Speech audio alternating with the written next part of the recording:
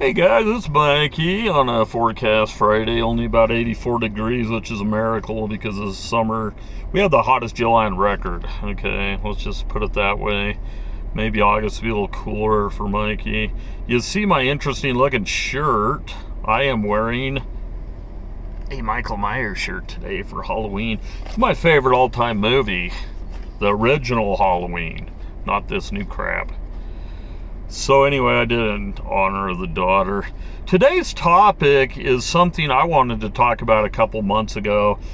I was going to make a big flowery video for it, make it look all cool and everything, and I realized, I just ain't into that. Maybe I'm suffering from today's topic. So without further ado, today we're talking about anhedonia. Don't know if any of you have ever heard of it. I'd never heard of it until a couple months ago when I was looking up why I feel so freaking depressed all the time. Is there other causes that may be? Anhedonia is from the Greek, meaning no pleasure. So I brought a little paperwork with me, from college. I always like to be prepared.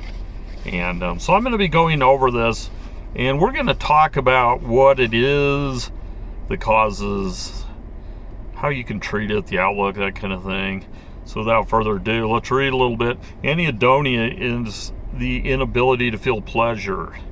It's a common symptom of depression as well as other mental disorders. Get to that in a second. Most people understand what pleasure's like, okay? When you're happy.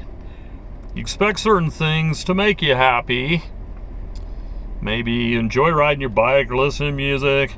Some people lose over time, and this is what's important, is this hits over time, the ability to feel joy. So this isn't an all-at-once thing. This builds on you. Things that once made you content are no longer fun or enjoyable. Two types of anhedonia. Social anhedonia. You don't want to spend time with other people. That's the one I think I am in. Physical anhedonia. You don't enjoy physical sensations. I'm also feeling this one, and I've never really found out if you could have both at once. So maybe you could look into that a little more. I'm sure I will at some point. A hug can leave you feeling empty rather than nurtured and loved. And I've noticed that with the hugs that I give now, I don't really feel much from them. Woo, we get some rain! Your favorite food may taste bland or not as good as you remember it. Even sex can lose its appeal. Basically, all the things that you once enjoyed, you just don't get fulfillment from anymore. Anhedonia makes relationships, including those with friends and family members, a struggle. Okay, with me, I don't talk to my family hardly anymore at all on either side. I just don't see any joy in it. I don't get fulfilled out of it. It seems like it's more work than it's worth. So it says, with the reward of enjoyment gone, it's hard to get motivated to spend time with others. You might turn down invitation and skip events like concerts, parties, one-on-one get-togethers because you no longer believe there's a benefit in taking part.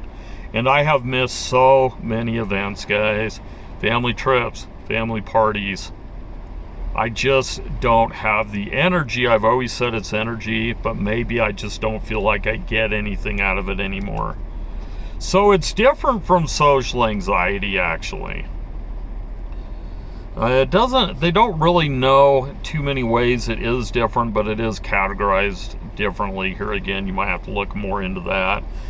Relationships are different because we thrive on positive feedback, right, from one another. Without it, relationships can wither if it's always negative. Imagine not being able to tell someone you love them, or you get to the end of a day and can't tell them you enjoyed spending time together. But if you have anhedonia, you can't tell them that because you don't enjoy it. Meanwhile, it says loss of libido can take a toll on romantic relationships. I ain't going too far there, but I will tell you I am not the tiger I used to be. by any means. It's worth noting that some scientists believe anhedonia isn't always a black and white issue. You might feel no joy at all, or you could find that your positive emotions are dulled. In other words, it's possible to still like eating chocolate ice cream or listening to jazz. You just don't like those things nearly as much as you used to, and you can't explain why you don't. That's a big part of this. You don't know why you don't love listening to your favorite 80s tunes anymore, or watching those 80s movies. What causes anhedonia? It's likely linked to depression, but you don't have to be depressed to have it. It also affects people with other mental illnesses like schizophrenia and, wait for it, bipolar disorder. It can also show up in people with seemingly unrelated health issues such as Parkinson's, diabetes, coronary heart disease, and substance abuse issues. That's a big one from what I've studied. Scientists think anhedonia may be tied to changes in brain activity. Here again, as with a lot of things in bipolar, it's issues with dopamine. So, how do we treat anhedonia? It can be tricky to treat. Bipolar, anybody? There's no clear way to do it. The first step is usually to find the unknown cause, focus on treating that, and hope for better results. You know, I had a good friend once online that once told me, Mikey, one thing you got to learn about doctors is they are practicing medicine. I'd never really thought about it that way. But that means that they don't always know what the hell they're doing, and I firmly agree with that. Okay. So, the way that they do try to treat anhedonia is through antidepressant medications and, selective serotonin inhibitors, SSRIs, as we like to call them. They might help improve symptoms, but it's not always the case. Sometimes these medications blunt emotions and make the problem worse. Bipolar, anybody? So scientists are working on new treatments for people that suffer from anhedonia. One thing that they're finding that's shown promise is ketamine treatments. I looked into this treatment method because I thought, if I have this, I want to use this.